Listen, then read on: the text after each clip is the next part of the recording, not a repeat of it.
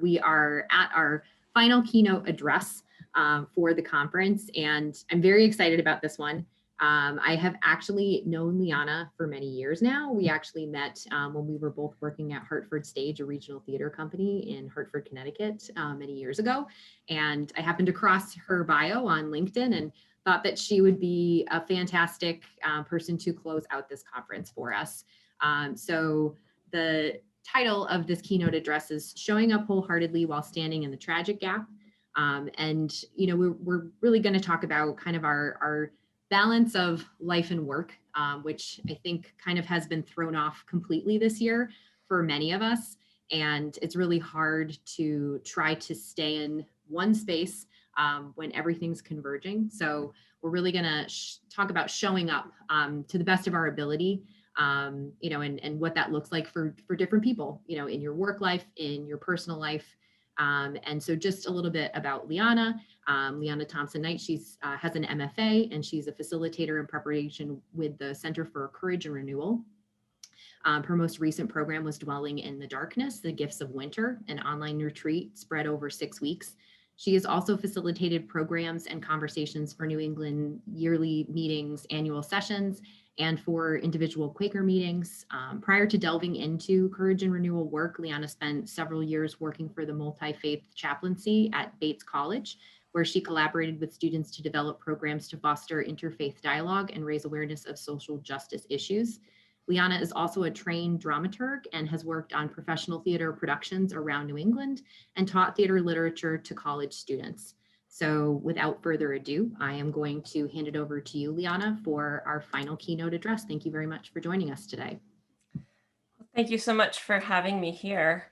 I'm really delighted to be here today, and thank you for the introduction, Carolyn.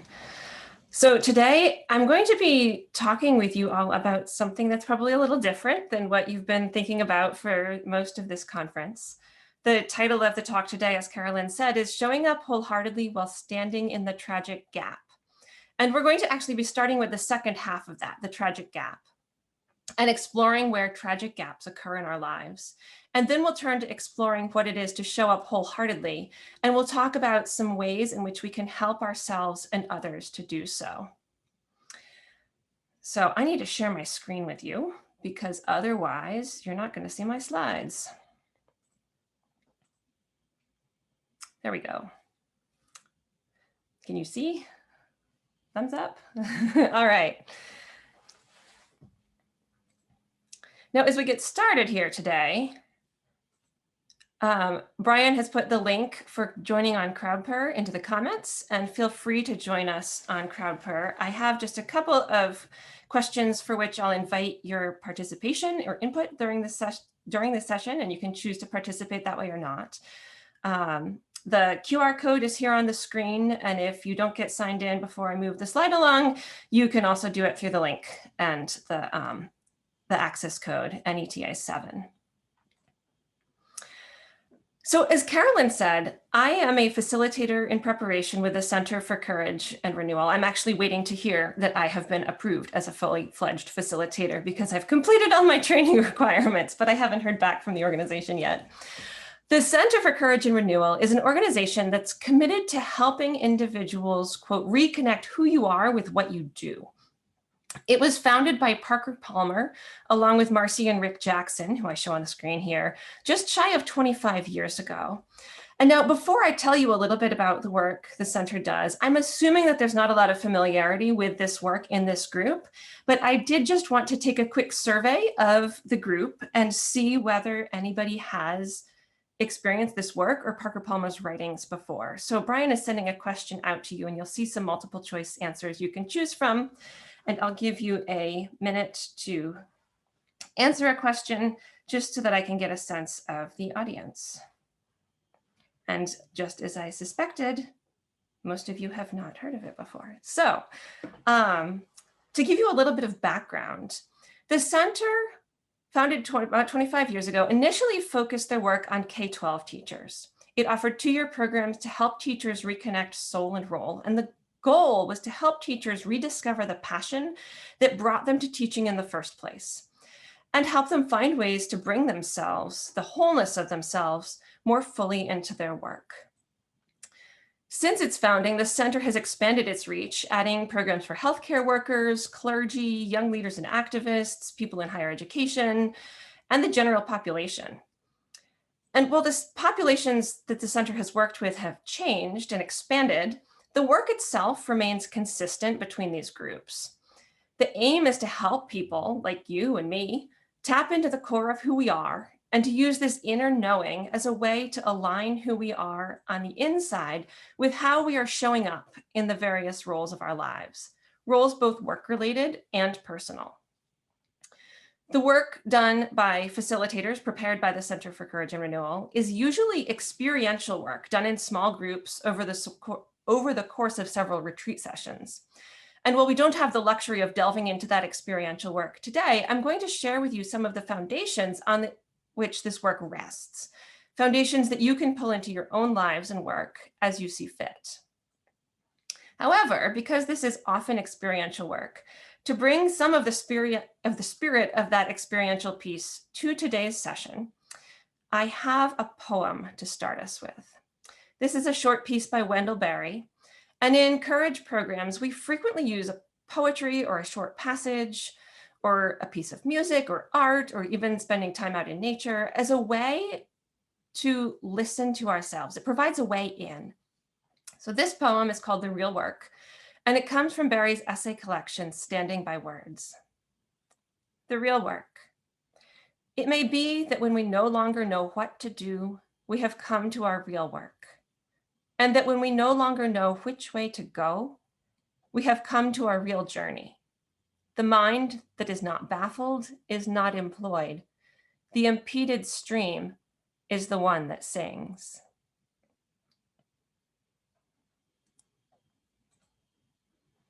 As we move forward through our session today, I invite you to consider what is currently baffling your mind, or what stream in your life is impeded? What song does it sing?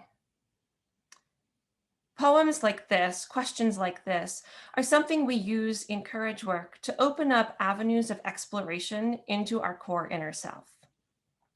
This core inner self is important for how we show up wholeheartedly in our lives, and we'll return to that piece later.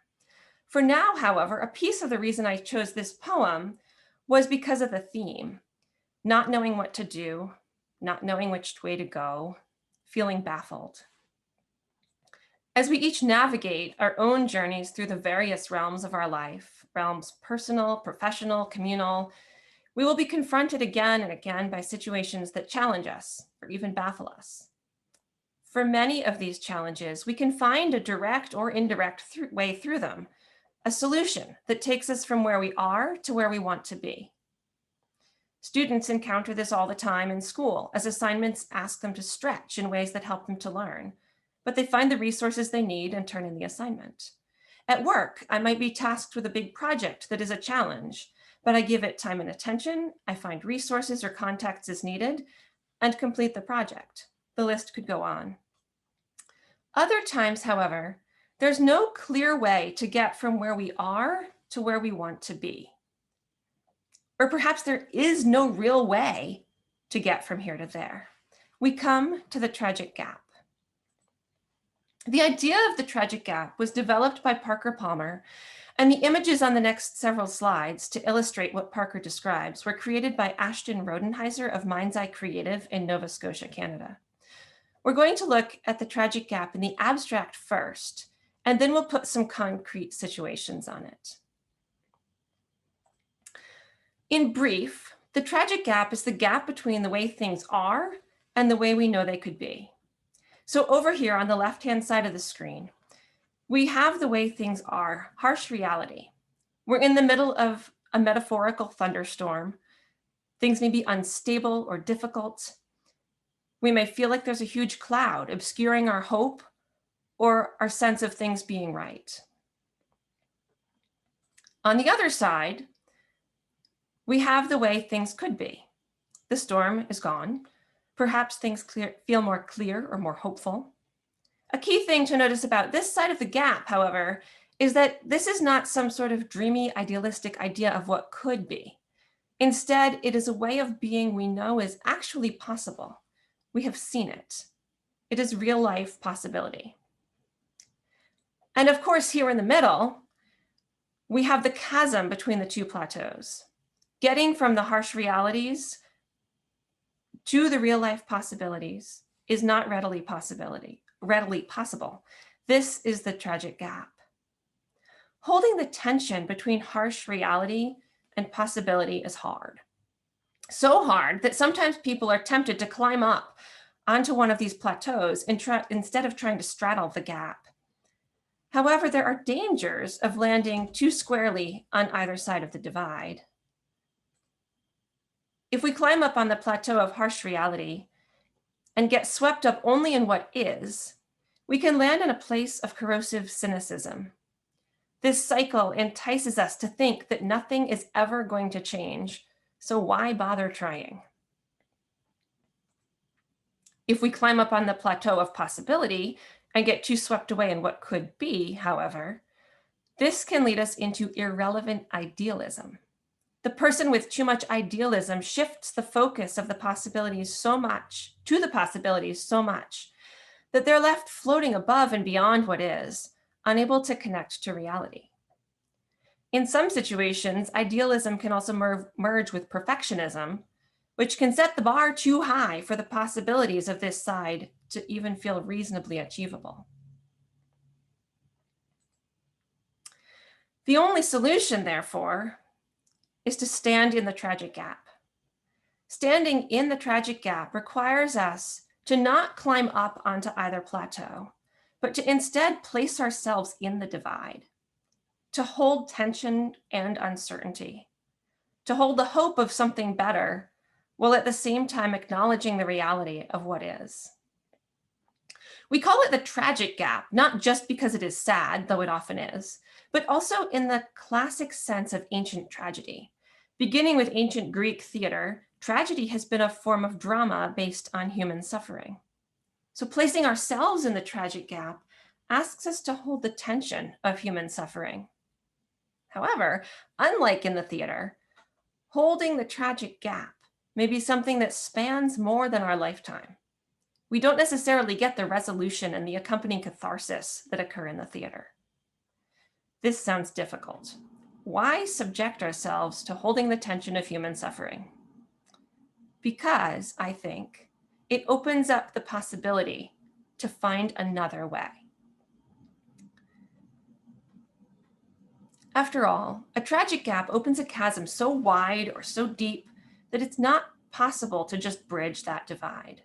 There is an impossibility of reaching the real-life possibilities inherent in the tragic gap. So to make any progress, holding the tension of both sides is crucial. Only then can we find a way that is different than the harsh reality in which we are stuck. Only then can we move forward in some way without getting shut down by idealism. To make more sense of this, let's talk more specifically about examples of tragic gaps in our lives and world. A tragic gap can occur on any scale, from the personal to the global. At the personal level, it can occur within an individual or between a couple of individuals. And so here's an example from my current lived experience. I have a daughter who's 8. In the past few years, she's dug in more and more to an I can't mentality when faced with something new that is challenging. The harsh reality that results is a cycle of resisting and arguing and refusing to try when she thinks that something is going to be hard. I know there's another way of being. It is possible for a kid to be energized by a challenge, to be willing to try and willing to fail and then to try again. As a parent, I would do my child a disservice if I just succumbed to her difficulty. I can't just say, okay, fine, you can't do it. It's too hard, so just give up. That's not of service to her. On the other side of the equation, I can't pretend that there's no struggle.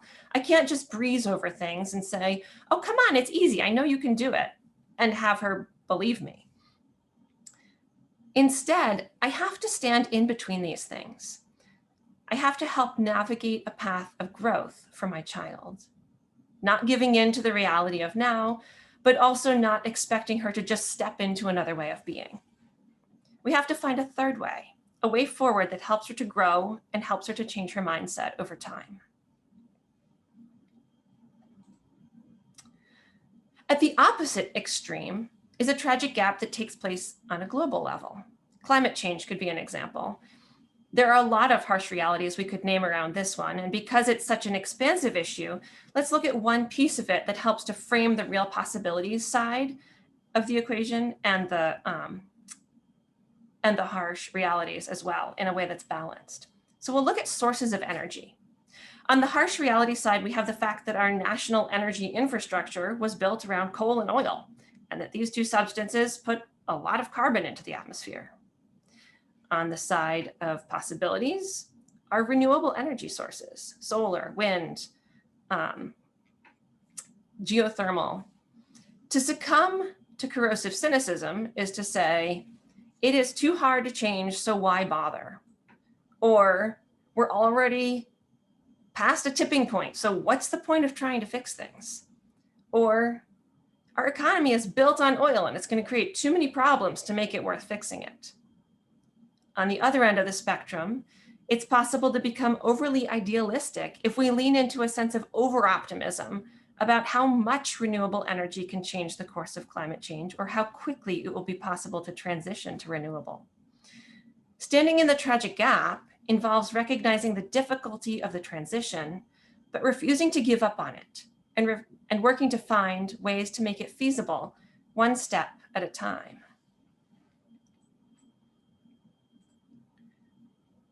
Now, let's bring this closer to your work and lived experiences. Some of the students you work with are undoubtedly standing in tragic gaps of their own. These can take all shapes, but I would guess that many of you have known a student for whom the harsh reality is that getting a degree is hard. Whether it's lack of financial resources, need to work full-time along school, going through school while also being a young parent, being a first-generation college student, or any other reason, there are students for whom it would be really easy to fall into a corrosive cynicism that says, this is too hard. I can't make it through this.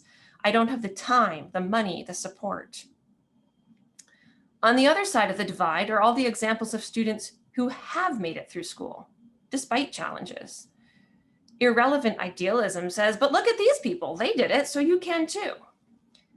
And while knowing others have made it through can be encouraging at times, for the students who struggle the most, it is ultimately about standing in the gap and finding a way through their own particular circumstances, charting their own path, finding their own resourcefulness, and leaning into the ways in which their academic and wider world communities can support them. I would also make a case for the pandemic having introduced a tragic gap into all of our lives over the past year. We've all experienced changes in our personal lives, our work lives, our engagement with our communities.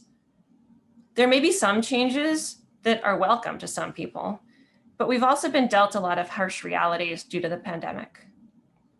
To narrow the focus of this one, we're going to consider just your work during the pandemic. And I invite you to create this one with me. You are the ones living the harsh realities of supporting college students during the pandemic. So I invite you to turn to your phones and send in a short answer to the question, what are the harsh realities you have encountered in pandemic life? And that's in pandemic work life. I know these may be different person to person, but that's okay. If you're stuck, think about what feels extra hard during this time or what feels lost.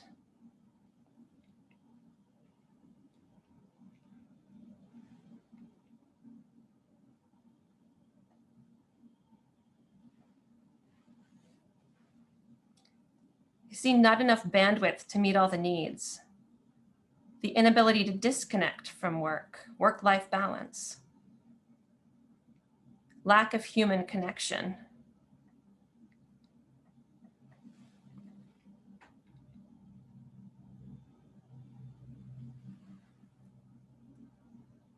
a lack of communal problem solving, no in-person interaction, mental health, Zoom fatigue, seeing colleagues, the way communications may or may not reach students, resources for students in need. So there are a lot of, we could keep on going and going and going. But there are a lot of different things that have been harsh realities in the past 12 months. And I thank those of you who've shared what's going on in your world. On the other side of the pandemic divide, we have the way things were pre-pandemic. The word normalcy means different things to different people, but I think in general, we use it to imply a return to what was. And I think that as a culture, we have a sense that we're striving to get back to normalcy. While not everything may have been ideal pre-pandemic, we know that this pre-pandemic world was possible because we lived it. So again, focusing on your work life, I invite you to create the picture of the world you long for with me. The world that you know is possible because you once lived it. And so again, turn to your device to send me some short answer responses to the question, what are the real life possibilities that you are longing for from the pre-pandemic world?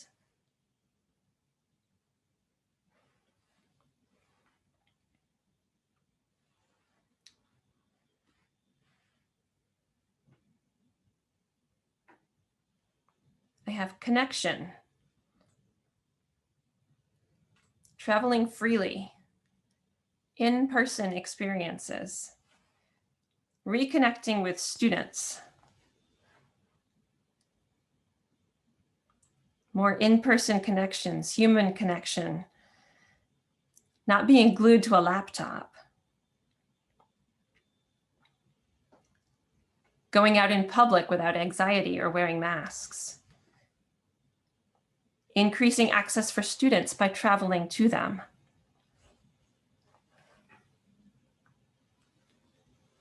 in-person interactions, separate space outside of home to work, face-to-face meetings with colleagues where you can read subtle clues more easily, meeting new people in person, having places to go. So there are a lot of things, thank you for those who are sharing, that we long for in this world that we now occupy. As vaccines roll out, it will gradually become possible for our world to look more like it used to. However, I believe that the idea of holding the tragic gap still applies. The harsh realities of where we've been in this pandemic have changed us. The real life possibilities we know to have been possible are going to feel different, at least some of them will, in a post-pandemic world. So while there are maybe things that we are able to step back into, there are also elements of the past year that may forever alter what normal looks like. So we're called to live into this divide between pandemic life and normal life and find a new way forward. This new way will draw on the pain and challenge and hardship and learning of the past year. At the same time, it will bring back into our lives elements of pre-pandemic life. As we walk forward in the coming months and years, we're going to be called to engage in a reckoning between the harsh realities of the pandemic world and the pre-pandemic world that once was. We'll be more able to engage in this reckoning if we're able to hold the tension of these two versions of the world. So we return to the idea of holding tension. Earlier, I posed the question, why subject ourselves to holding the tension of human suffering? And I answered that because I believe it opens up the possibility to find another way. The examples we've just walked through shed more light on this answer. I believe that holding the tension of human suffering is a natural result of engaging with reality. If we climb up on either plateau, we risk disengaging, coming down off of these two plateaus, mixing the hope of possibilities with the real practicalities of harsh reality, offers us a more engaged, proactive way of walking through the world. This doesn't make it easy. Holding the tension inherent in the tragic gap is scary because, as Parker Palmer says, it may break our hearts. However, as Parker also says, there are two ways for a heart to break. Our hearts can shatter into pieces, making it hard to go on. Alternately, our hearts can break open into new capacity. In this sense of breaking, our hearts enlarge. We're able to experience greater empathy and find our own resilience. We're called to live in this world with broken, open hearts, Parker writes, not denying the suffering and grief, but neither striving for the perfection that takes us out of the action and into a fantasy world. To stand in a tragic gap, it helps if we have a solid idea of who we are as we show up to hold that tension. And here I'm going to stop the screen share for a little while. So let me just come over here and click stop.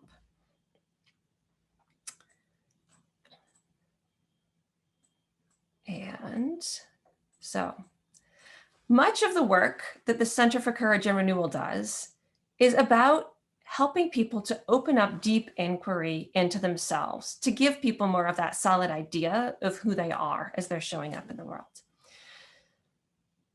And to be able to align our inner world and our outer world.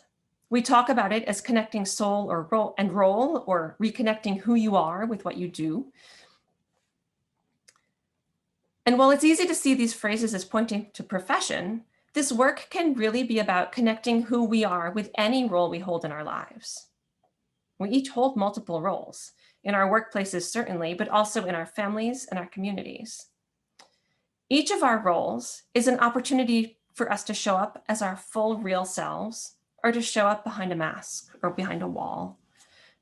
Now, there may be some very good reasons why some individuals very consciously choose to show up behind a mask in certain roles. For example, out of fear of discrimination. But I think that a lot of us wear masks or don't bring our full selves into our roles, even if we're not afraid of discrimination or a lack of acceptance, even if there's not some barrier preventing us from showing up fully. There is the personal self and the work self. There's the self that shows up with friends and the self that shows up to our parents or children. A story. When I was first out of college, I spent a few years working as a research technician in a biomedical research lab at a big hospital in Boston. I was young, new to the workforce, and I felt like I was supposed to only talk about science at work. Behind the scenes, however, in my non-work life, was a love of literature and the arts. Not surprisingly, I wound up not feeling like I had very much of a personal connection with the people I worked with and for. The principal investigator in the lab was a middle-aged man who was really quiet and really introverted. In the first year I worked there, he and I rarely spoke, maybe once a month. If we did speak, it was only to exchange a hello or to have a very brief conversation about my research projects. However, at some point in my second year on this job, the principal investigator somehow learned that I had gone to see the Boston Ballet, and he struck up a conversation about the ballet and my reaction to it. From then on, he would regularly ask me for my reactions to ballets that the Boston Ballet performed. It was really freeing to be able to bring that interest into my conversations with my science-based colleagues. It let me be more of a whole person at work. It also gave me a point of connection with this really introverted principal investigator whom I had barely spoken with up to that point. It humanized him in my eyes, and I'm sure it did the same for him. Of course, this is a really innocuous example of how someone might feel limited in the ways they are invited to show up in a particular place. We could come up with much more insidious examples of places where people are not welcome to show up as their whole self. However, I think this simple example illustrates how easy it is for any of us to compartmentalize our roles and show up as only a piece of ourselves in certain parts of our lives. Day in and day out, We present ourselves in the world in certain ways. We choose how much of ourselves to reveal and what of ourselves we will not reveal. However, if we hide who we truly are to show up in the world, we wind up feeling divided. There's one self that's the real self, the true self, the full self, and another self or a partial version of the self that is presented to the world. For some people, it might be a little bit like wearing a mask, hiding who we truly are behind a facade that makes a certain impression or to fill a certain role or to gain acceptance. For other people, it might feel more like walling off parts of the self, akin to what I did in my first year of biomedical research. Living divided in this way may seem like a way to fit the mold that is expected, but it takes its toll. When we show up day in and day out in ways that don't honor who we truly are, it's a lot harder to feel like we truly belong. It's a lot harder to feel that our gifts are being used in the best way possible. It's also a lot easier to burn out. And a side note, this burnout is actually part of what Parker and others were working to prevent when they started working with public school teachers 25 years ago. They were helping the teachers to reconnect with themselves, to be able to bring themselves into their workplaces more fully, drawing on more of who they were, more of the inner knowing and gifts that inspired them to teach in the first place, and letting that come through in their work. And they found that it actually helped, and that they were able to help teachers step back from burnout. So the opposite of living a divided life is showing up wholeheartedly. It's knowing who we truly are and letting that inner self infiltrate our outer lives. So I took off the slideshow in part because I have some things to show you. Many of you may have seen one of these before. This is a Mobius strip. It's made by taking a strip of paper and giving it a half twist and then connecting the ends. When the ends are joined, the paper forms a loop where the inner loop and the outer loop are interconnected. If you follow it around, it keeps on going. You can go around and around and around. Showing up wholeheartedly is a lot like the Mobius strip. To explain, I'm going to start with a piece of paper that is not yet a Mobius strip. It's red on one side and blue on the other side. Let's say the blue side is the inner self and the red side is the outer self. The inner self side contains our core values, ideas we hold dear, our intuition, our feelings, our sense of morality. For some, it might include faith. It might include our calling in this world, the underlying motivation for the work or volunteering that we do. These things come from within us, from a place of depth and groundedness. They are things for which we search inside ourselves for an inner knowing to guide us. The outer side, the outer self side, by contrast, is about our presentation in the world. This side contains the titles that we hold, the achievements we have made. It's about image, influence, impact, words that get to the heart of our hopes and fears as we interact with the world. If we are unwilling or unable to let the inner self side guide our outer lives, we wind up living a divided life. Inner on one side, outer on the other side. Living a divided life can be really painful. My own example of learning to bring a fuller version of myself into my work is quite tame, of course. So for a stronger example, consider the plight of a gay or lesbian youth who does not feel they can bring their full identity forward in their family or their community for fear of disapproval or retribution. Actively hiding a core piece of their identity is soul-crushing. So if we can't bring the inside to the outside, we live divided. Coming at it from the other side, if we're completely consumed by the image that we present in the world or by the influence we exert, we can lose sight of what grounds us, what's on the inside. This leads to living a divided life in a different way. Our outer behaviors may become unmoored from our intuition, our values, our morality. We become unable to listen to ourselves and make strong choices based on what we know from the inside. To prevent living a divided life, We need to allow the inner world and the outer world to influence each other. When we represent this in courage work with the Mobius strip. If we take this piece of paper and give it that half twist and then connect the ends, we wind up with a never-ending loop. We have the blue on the inside and the outside, the red on the inside and the outside. This represents living wholeheartedly. The inner life feeds into how we live in the outer world, and the outer life feeds into how we process our reality in the inner world. They're a never-ending feedback loop. Living wholeheartedly takes courage, and it also takes actually knowing who we are, what we actually want to put on that blue inner self side of the strip. I think that while the courage piece can be hard and sometimes insurmountably so, I think that for a lot of people these days, actually knowing who we are, what goes on this blue side, can be a big challenge.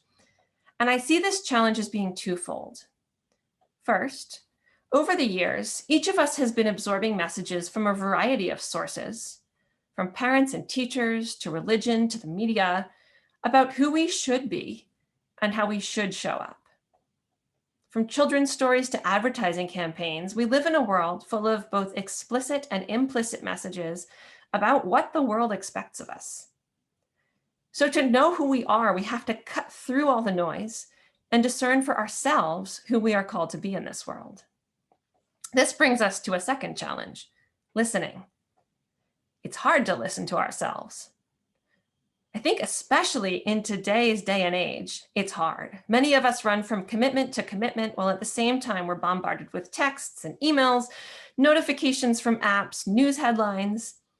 We carry a distraction tool around with us pretty much all the time. So even when we do have a chance to stop running and catch our breath, we often pull out the phone and reply to emails or scroll social media or catch up on the news. In places where we might have once taken a moment to decompress and just collect our thoughts, we're no longer as inclined to take that breather. A large part of courage work is to give people the time and space to be able to hear their own inner wisdom. The ability to hear ourselves is aided by a set of guidelines in courage spaces, and we call these guidelines touchstones. The touchstones provide an outline of the geography of our work together in those spaces, and they help us to create what we call a community of solitudes that can respect and protect each individual's ability to dig deep and search for their own answers. Overall, there are 12, I think, touchstones, and they open a path to listening to ourselves and to others. When was the last time that in a conversation with another person, you listened just for the sake of hearing what they had to say? Not needing to give a response or offer an answer, but just to listen, to hear the person's story or opinion fully. I would argue that much of the time in our work and personal lives, when we listen, we're not giving the person 100% listening. What are we doing instead? A couple of things. Sometimes we're half listening and we know it. Perhaps we're continuing to read or write an email. Perhaps we're turning over an idea in our heads while the other person is talking. Whatever it is, we're not giving the person our full attention. Other times we think we are listening. We're engaged in a conversation, we're focused on the person, but while they are talking, we're formulating our response to what they're saying in our heads. Or we're trying to figure out how to help them. The gears are turning, trying to fix things for them. Or we're building an argument against them because we disagree with what they're saying and we need to convince them otherwise. Really, truly listening, what we call deep listening, is different. Deep listening is listening just for the sake of hearing what someone has to say, for hearing their story or opinion or dilemma, for centering their experience. Deep listening isn't easy, but it can be cultivated with practice. It requires us to let go of our egos a bit, decentering our own experience. It requires us to be present in the moment. And it also requires us to notice when we stop listening, when my mind starts to get distracted and wander, or when I start to formulate answers to the person's dilemma, or start thinking about parallels in my own life. I need to notice these things and then set them aside so that I can return to just listening. Listening deeply can be a very powerful experience, creating a sense of deep connection between two people. Additionally, being deeply listened to can be very empowering. Partly this is because it validates a person's story or voice. And partly this is because being deeply listened to can help an individual to hear themselves. I know that in my own experience, the more I hear myself, the more likely I will be to come up with my own solution, my own path forward. In our day-to-day lives, I think we frequently give ourselves the same lack of listening that we give to others. When something feels off in my world, instead of leaning into what that might be, it's really easy to find a distraction. This is really good for that. But deep listening is something we owe ourselves too. We owe ourselves the chance to hear ourselves. When we hear ourselves and become more grounded in who we are, it becomes easier to listen deeply to others. When we hear ourselves and become more grounded in who we are, it becomes easier to navigate the tension of a tragic gap. The touchstones that we offer in Courage and Renewal spaces help us lean into this deep listening, both to the self and to others. Today, I'd like to introduce you to just two of these touchstones.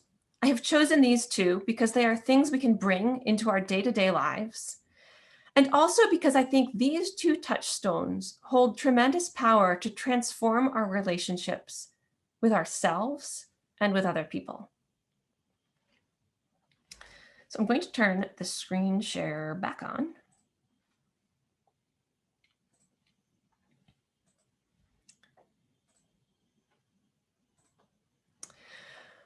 One of the most powerful touchstones for me is what we call turning to wonder.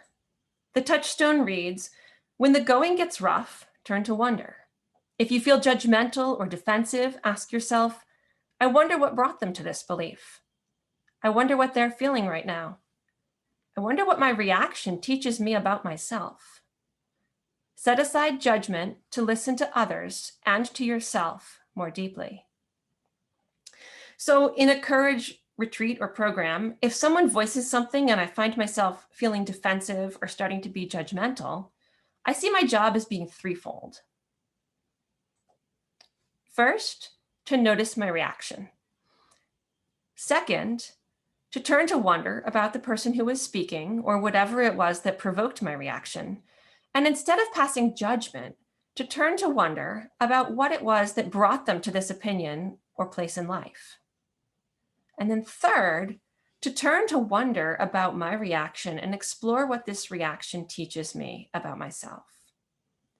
This process can be brought into all kinds of life settings, even if the people we are interacting with don't know we're doing it.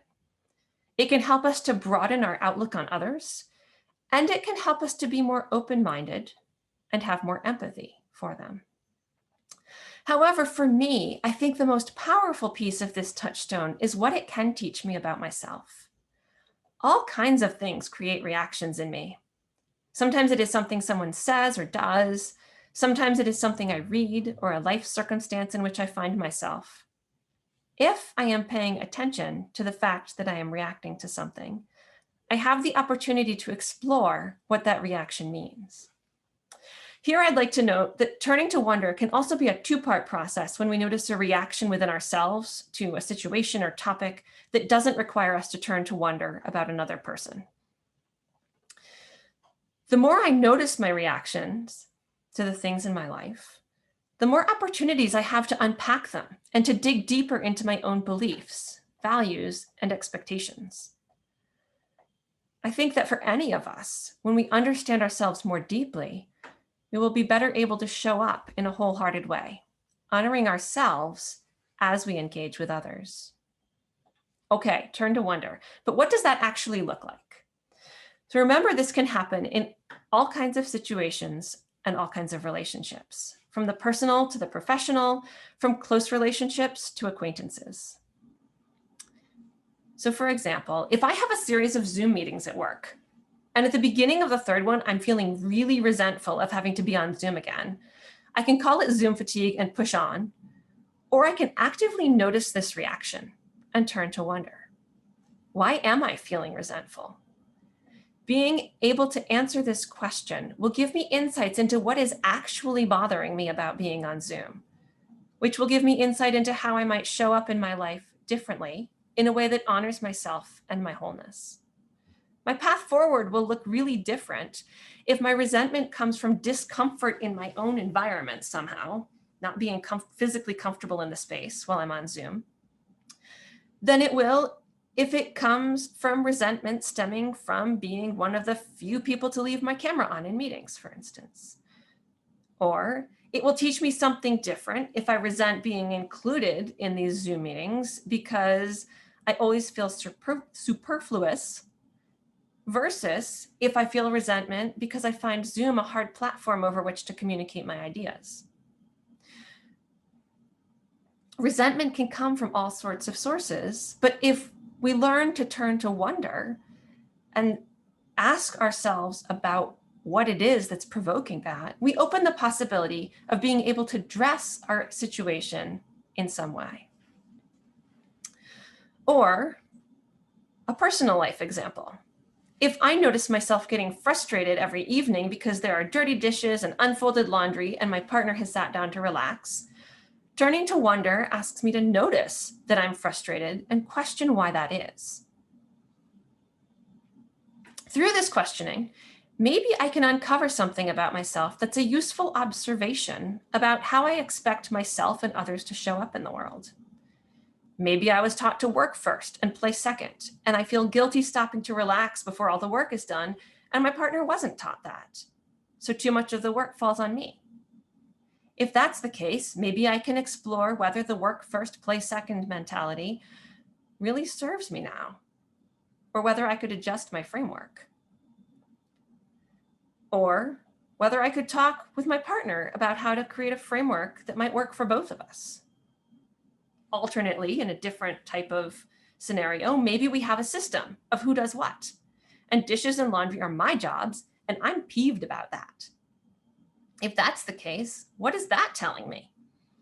Maybe it's just that I'm sick of those chores and it's time to swap things around. Maybe it's that I feel that the way the chores have been divided up is imbalanced. Whatever I can learn from my frustration helps me to be able to step forward in a way that honors and respects myself. And when I have a sense of how to honor and respect myself, I pave the way for more constructive engagement with another person. Turning to wonder and giving ourselves the space to dig into our reactions creates a situation where we can hold an open line of inquiry with ourselves. This can help us to identify beliefs, values, opinions, and expectations that we hold. It gives us an opportunity to listen for our own intuition, our own knowing. When we can hear ourselves, it gives us the opportunity to query ourselves, asking whether the belief or opinion that has been identified is something we truly believe, or whether it was something we were just conditioned to believe. Ultimately, listening to ourselves can give us the opportunity to identify and refine our core values and beliefs. When we know who we are on the inside, it's easier to see how we can bring this to the outside, making it more possible to show up wholeheartedly.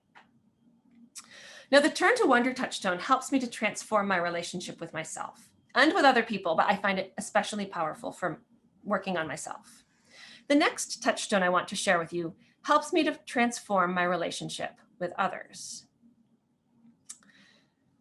I find this next touchstone to be a really powerful tool in both Courage and Renewal spaces and in the rest of the world.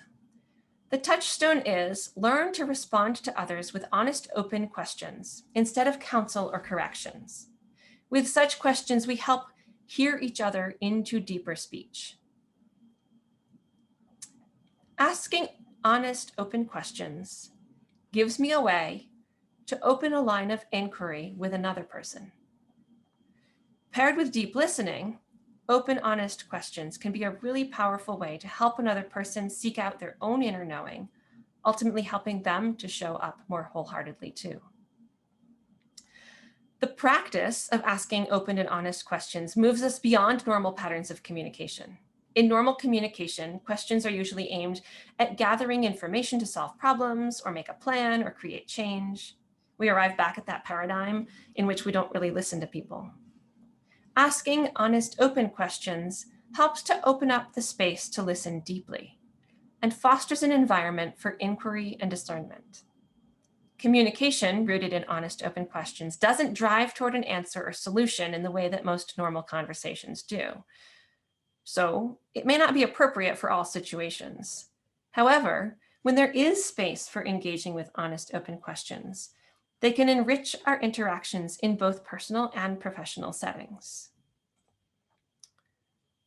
The practice of asking open and honest questions can help us to more deeply explore an issue, both for the person talking and the person listening.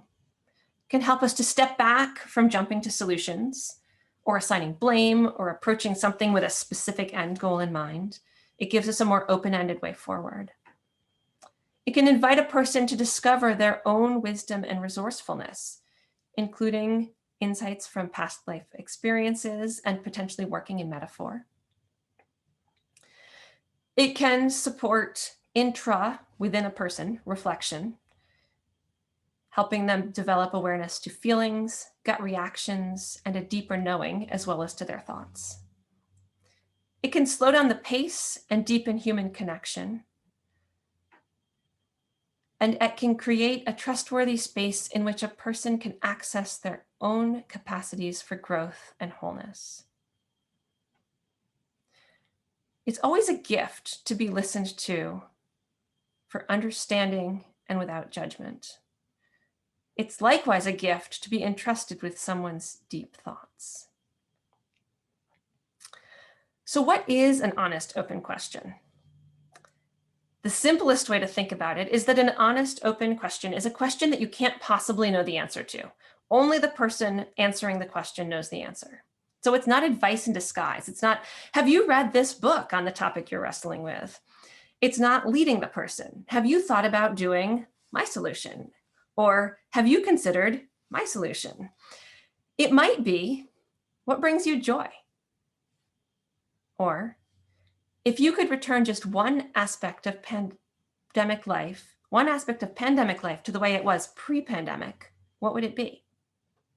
Or, beyond a degree, what do you most want to get out of the next phase of your education? Honest, open questions can go in all kinds of directions. They can dig into the heart of the person as well as into the situation. And they can incorporate metaphor as well as remaining grounded in reality. In Courage and Renewal spaces, asking honest, open questions is vital to the success of the program because participants are asked to commit to not fixing, saving, or advising each other. They're to let each person find their own answers. So much of the in-program interactions revolve around deep listening and asking honest, open questions. However, these questions are a really powerful tool in the rest of the world too. Well, your roles as college and admissions counselors probably ask you to do a fair bit of advising and fixing for students. I would guess that you probably already do at least some asking of honest, open questions in your roles working with students. And I just say, remember that you can bring this type of question anywhere.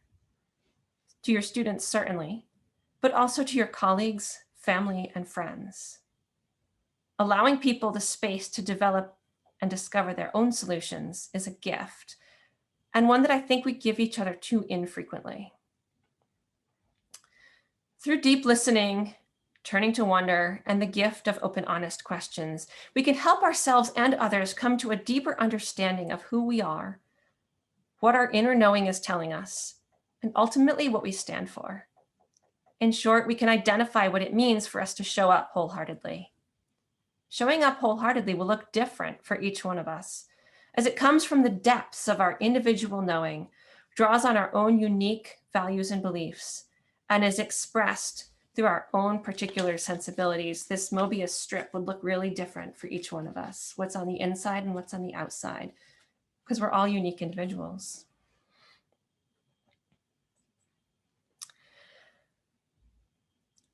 So returning to the idea of the tragic gap, as we face the tragic gaps in our lives, we'll have the best chance of holding tension if we're grounded in wholeheartedness.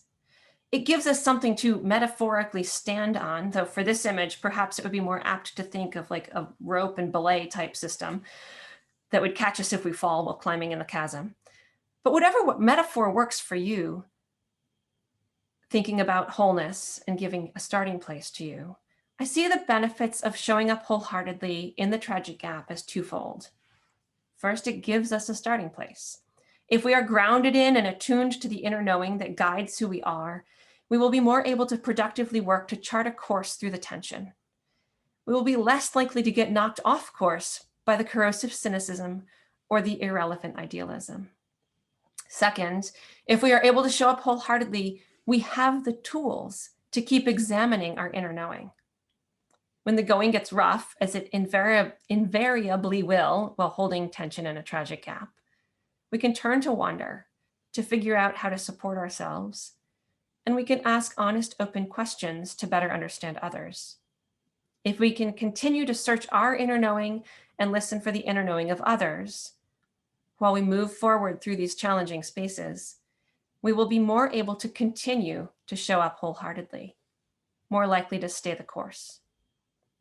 And we need to stay the course because we can find tragic gaps everywhere, in families, in the education system, in the pandemic, in the dichotomies inherent in capitalism or democracy, greed countered by generosity, freedom at odds with responsibility.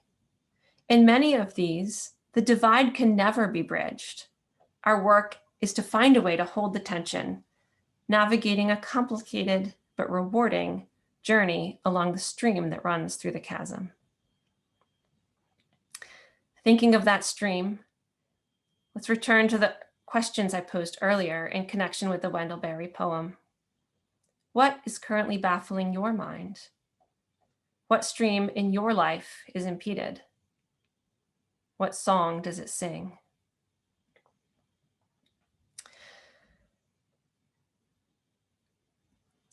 As we come to the end, I have a quote for you from Parker Palmer from his book, A Hidden Wholeness. He writes, "We are constantly co-creating the world, so we need not be victims of it." And I think that captures very well the idea that we can draw on who we are to influence how we show up in the challenging spaces in our life, in those tragic gaps.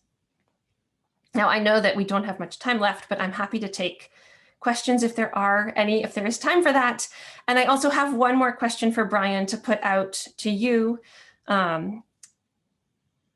because I'm happy to connect with anybody who might be interested in engaging in further conversation or thinking about how to bring this into your work, or if you wanted to dive into this kind of work more for yourself. So feel free to answer that last question, and I can connect with you if you want. And I'm open to questions if Carolyn says we have any time left. Yeah, we absolutely do. We can wrap up the raffles really quickly at the end. So anybody who would like to ask any questions right now, I encourage you to, or if you just want to sit with what we just learned about, because it was pretty deep and introspective, that's fine too.